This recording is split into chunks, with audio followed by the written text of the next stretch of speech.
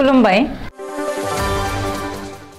बे समाव बडलेण्ड इंखं टेलिभिजननि स्टुडिय'आव आं मिथिका नार्जारी दिनै मोनाबिलिनि गाहाय रादाबफ्राव दङ मोब्लिबनि मासुला मोनफ्रोम इउनिटआव 30 पैसा बांदों बिजनीयाव मासे मैदेरा इसिङाव हाबदों नाजिरायाव सासे पकड़ा गुबुन सासे पकड़खौ रुवाजों देथारदों गुवाहाटी नोगोरमायाव थाबैनो इफेक्शन खालामगोन बुंदों अशोक सिंघाल जानुवारिनि गिबि सप्तायाव आसाम कोभिडनि एसअपि ओंखारनो हागौ बुंदों केशव महन्त सिमेन्सापुरियाव धेमाजि जिल्ला खौसेथि बर' सुबुं आफादनि 5थि बोसोरारि जथुमा खुंदों जम्मु काश्मीराव साब्रै थिउरियाफोरा रैखाथि हानजाजों गावथारजादों बाक्सानि बागानपारायाव मोनसे गोजौ थाखोनि ब्रिड माल्टिप्लिकेशन फार्मनि अन्थाइ खुन्थिया गायसनदों काछारनि कालाइनाव बिएसएफआ गोबां बिबांनि ड्राग्स जब्द खालामदों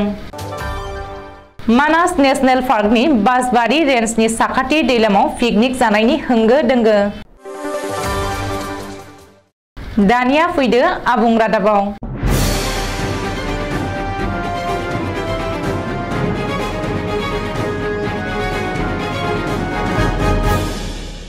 सरासनस्रा रायजो राजाफोरनि थाखाय मोनसे गाज्रि खौरां एपीडीसीएलआ फिन मोब्लिब मासुल बारायदों मोनसे फोसावथायनि गेजेरजों मोब्लिब मासुल बारायनायखौ फोरमायदों एपीडीसीएलआ फोसावथाय होनाय बायदिब्ला मोब्लिबनि मासुलखौ मोनफ्रोम इउनिटआव 30 पैसाखौ बारायनाय जादों सोलिफु दान एबा डिसेम्बरनिफ्रायनो बारायनाय मोब्लिब मासुलखौ ग्राहकफोरा होनांगोन मख'नो गोनां दि एपीडीसीएलआ मोब्लिबनि मासुलखौ स्रोदै बारायखुमादों मिथिनो हानाय बायदिब्ला एपीडीसीएलआ बे फोसावथायखौ थांनाय 9 डिसेम्बर खालिनो होदोंमोन नाथाय बे फोसावथायखौ सोराङाव लाबोआखैमोन आरो रायजोफोरनो उदाङै फोसावाखैमोन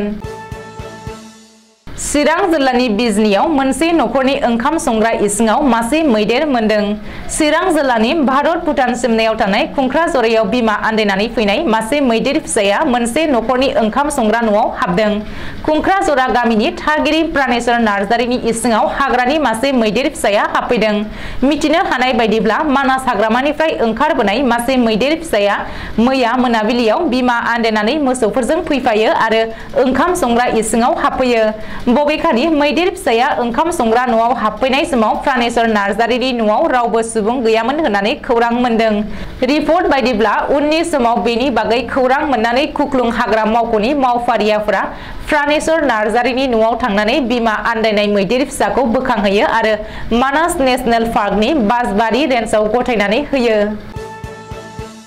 नाजिरायाव मोनसे सोमोनांथाव बुथारनाय जाथाय सासे पकड़ा गुबुन सासे लोगो पकड़खौ रुवाजों देथारदों नाजिरा निर्मलिया गामिनि दुरामारी सत्रआव दिनै बे सोमोनांथाव बुथारनाय जाथाया जादों रिपर्ट बायदिब्ला दुरामारी सत्रनि सत्रधिकार एबा सत्र बेंग्रा 70 बोसोर बैसोनि जयनाथ बराखौ गावनिनो लेङाइ एबा देखा सत्रधिकारा रुवाजों देथारदों गावनिनो गुरुखौ रुवाजों देथारग्रा देखा सत्रधिकारखौ प्रान्जल महन्त होननानै सिनायथिनो हादों सुलुङाव फोरमायथिनाय बायदिब्ला देखा सत्रधिकार प्रान्जल महन्तआ रुवाजों देनायाव गावनिनो गुरु एबा सत्रधिकार जयनाथ बराया गोब्राब जोखोम जादोंमोन जयनाथ बराखौ लोगो लोगो जयसागरनि शिबसागर सिभिल हस्पिटालाव लांनाय जादोंमोनब्लाबो देहा फाहामसालियावनो जोबथा हां नागारो बे जाथायनि उनाव देखा सत्रधिकार प्रान्जल महन्तखौ नाजिरा पुलिसा हमबाय आरो बे बुथारनाय जाथायनि सायाव नायबिजिरनो जागायदों नाथाय बे खौरांखौ सुजुनाय समालागै देखा सत्रधिकारा गावनिनो गुरुखौ मा जाहोननि थाखाय बेबायदि खास्रि बिस्रियै बुथारखो बेनि जाहोनखौ मिथिनो हानाय जायाखै बटद्रआ आरो बरपेटानि उनाव गुवाहाटी नोगोरमायावबो थाबैनो इफेक्शन खालामगोन होननानै फोसावदों आसामनि हाउसिं एन्ड आर्बान एफेयार्स मन्त्रि अशोक सिंघालआ मिशन फ्लाड फ्री गुवाहाटी एबा गुवाहाटीखौ दैबानानिफ्राय उदां खालामनाय बिथांखि बायदियै गुवाहाटी नोगोरमायाव आयेन बेरेखायै दखल खालामग्राफोरखौ थाबैनो इफेक्शन खालामगोन होननानै मन्त्रि अशोक सिंघालआ दिनै फोरमायदों मख'नो गोनां दि गुवाहाटी नोगोरमाखौ दैबाना लोमसावनायनिफ्राय उदां खालामनो थाखाय दैमानि रुगुं आरो साखाथि फाखाथियाव आयेन बेरेखायै दखल खालामनानै लानायफोरनि सायाव थाबैनो इभिक्सन खालामगोन होननानै अशोक सिंखाला दिनै रोखायै फोरमायदों। रिपर्ट बायदिब्ला गुवाहाटी नोगोरमानि रुक्मिणीगावआव इभिक्सन खालामनायनि माखासे हाबाफारिया जागायबाय। बबेखानि गुवाहाटी नोगोरमाखौ दै बानानिफ्राय उदां खालामनायनि थांखियै भरलु दैमाखौ फोसाबनाय आरो होबथाग्रा वाल बानायनायजों लोगोसे खोलानिफ्राय बोहैनाय दैसाफोरखौ फोसाबनाय बिथांखि लादों। बेनि अनगायैबो गुवाहाटी नोगोरमानि माखासे ओनसोलाव दै बोलांग्रा जाम्फैफोरखौ फोसाबनाय खामानिफोराबो जागायबाय होननानै मन्त्रि अशोक सिंखाला फोरमायदों। गोदान बोसोर 2023 मायथाइनि जानुवारिनि गिबि सप्तायावनो आसामाव कभिडनि एसओपि फैनो हागौ। जानुवारिनि गिबि सप्तायावनो आसामाव कभिडनि एसओपि ओंखारनो हागौ होननानै सावस्रि मन्त्रि केशव महन्तआ दिनै मोनसे खौरांगिरि मेल खुंनानै फोसावदों। मख'नो गोनांदि कभिडआ नसुं हादर चीनआव गिख्रंथावै गाग्लोबफिननायखौ लानानै जिंगानो गोनां जादों। मानोना बे समाव चीनआव कभिड बेरामिखौ फाहामथाय होनो थाखाय देहा फाहामसालि, अक्सिजेन आरो मुलिनि आंखाल जादों। रिपर्ट बायदिब्ला कभिडनि गोदान जोलै BF7 खौ लानानै चीनजों लोगोसे बुहुमनाङै साननो गोनां जानानै फैदों। जाउनाव भारत सरकाराबो सांग्रांथि होदों आरो फिन मास्क गाननो आरो सुबुं जानथायखौ मानिनानै सोलिनो थाखाय बिथोन होदों। बे समावनो आसामनि सावस्रि मन्त्रि केशव महन्तआ दिनै मोनसे खौरांगिरि मेल खुंनानै फैगौ जानुवारि दाननि गिबि सप्तायावनो कभिडनि गोदान एसओपि ओंखारनो हागौ होननानै फोसावदों। मख'नो गोनांदि कभिडनि थासारिखौ नायनानै आसाम सरकारा गोदान बोसोरनि गिबि सप्तायावनो बे थांखिखौ लानो हागौ होननानै सावस्रि मन्त्रिया इसारा होदों। धेमाजि जिल्लानि सानजारि नोगोर सिमेन्सापुरियाव थानाय सिमेन्सापुरि माल्टिपार्पज अडिटोरियामाव धेमाजि जिल्ला खौसेथि बर' सुबुं आफादनि 5थि बोसोरारि जथुम्माया खुंफुं जायो। हाबाफारि बायदियै फुंबिलिनि 8 रिंगायाव आफादनि फिरफिलाखौ आफादगिरि रातिराम बसुमतारिया बिरहोखांनायनि उनाव मुंख्लंफोरनो बिबार बावजेनो लेङाइ आफादगिरि सानसुमा बसुमतारिया। धेमाजि जिल्ला खौसेथि बर' सुबुं आफादनि लेङाइ बुंथिगिरि अर्जुन बसुमतारिनि मासि सामलायनायाव जथुमनाय थान्दै मेलखौ बेखेवनानै मिरु खौसेथि बर' सुबुं आफादनि बोसोनगिरि सुक्रेश्वर गयारिया। थान्दै मेलावनो आलासि महरै बाहागो लायो मिरु खौसेथि बर' सुबुं आफादनि नेहाथारि फ्रान्जिता बर', गेलेमु नेहाथारि फैलाव मोसाहारि, हारिमु नेहाथारि निर्मल ब्रह्म, इला ब्रह्म, धेमाजि जिल्ला खौसेथि बर' सुबुं आफादनि बोसोनगिरि जुनाराम ब्रह्म, आफादगिरि रातिराम बसुमतारि, गाहाय नेहाथारि दीपांकर नार्जारि, MSCनि EM मलेन्द्र नार्जारि, जिल्लानि गासै बिबानगिरि आरो जिल्लानि सिङाव थानाय गंसेनि दखरानि आफादगिरि गाहाय नेहाथारिजों लोगोसे गासै बिबानगिरि आरो मावथिफोरा बाहागो लायो। जम्मु काश्मीरनि श्रीनगराव पाकिस्ताननिफ्राय फैनाय सिनाय मोनै 4 थिउरियाफोरा रैखाथि हानजाजों गावथारजादों। पुलिसआ गोबां बिबांनि हाथियार, गुलि बारुद आरो मेगजिन बोखांनो हादों। जम्मु जननि ADCP मुकेश सिंहआ फोरमायनाय बायदिब्ला हरनि 12 रिंगानि उनाव जम्मुनिफ्राय श्रीनगर फारसे गंसे ट्राकआ थांगासिनो दंमोन। बे ट्राकखौ श्रीनगराव थानाय पुलिसनि मोनसे नाका पार्टिया लाखिनानै चेकिं खालामनाय समाव ड्राइभारआ फनाव सोरजोंबा रायलायफ्लानानै खोमसिनि असिला लानानै स्रोदै खारखोमा लाङो। नाथाय ट्राकनि सिङाव थाखोमानाय 4 थिउरियाफोरा जानला मानला बायजोथिं गुलि गावहरनायाव रावनिबो जेबो खहा जायाखै।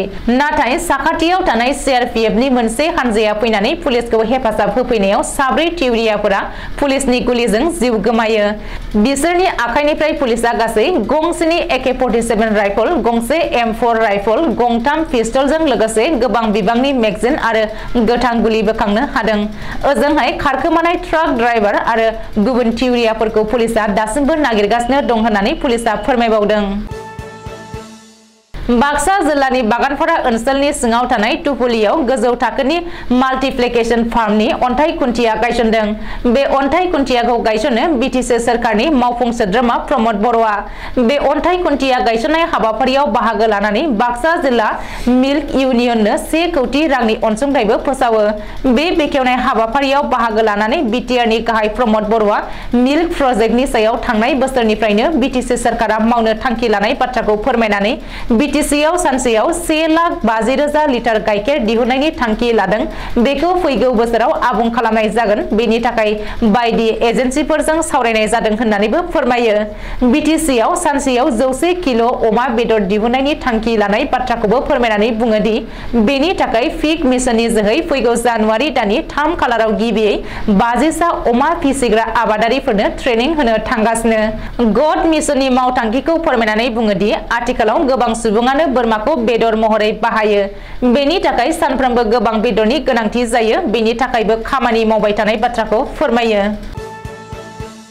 बराक सेरफांनि काछार जिल्लायाव 6 नं माहारियारि राजा लामा कालाइनाव बीएसएफआ गंसे एल्ट' गारिनि आगसि दरजानिफ्राय गोबां बिबांनि ड्राग्स एबा जाबा टेब्लेट जब्द खालामदों। बीएसएफनि सुलुङाव फोरमायनाय बायदिब्ला 1.70 कोटी रांनि बे सिजारखौ करीमगंज डिभिजन कास्टम्सजों जयै जब्द खालामनो हादों।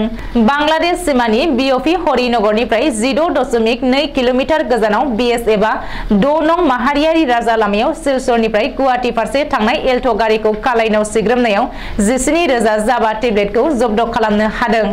मख'नो गोनां दि आथिखालाव मिरु सोरखारनि नखर बिफाना बीएसएफनो हादर नाङारि सीमानिफ्राय 50 किल'मिटार सिङाव स्मागलारफोरखौ हमैनो हानायनि गोहो होदों।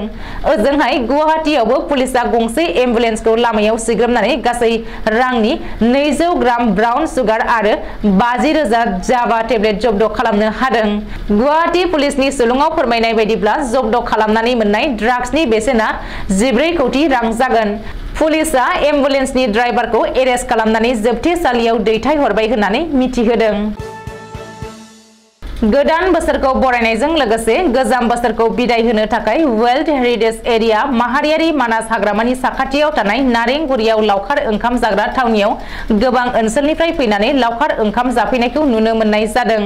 रायजोनि गुबुन गुबुन ओनसोलफोरनि बायदि वर्ल्ड हेरिटेज एरिया माहारियारि मानास हाग्रामानि साखाथियाव थानाय नारेंगुरियाव लावखार ओंखाम जाग्रा थावनि खालामनानै होनाय जादों। बे लावखार ओंखाम जाग्रा जायगायाव लावखार ओंखाम जानो फैग्रा सुबुंफोरा होंगो दोंगो जादों।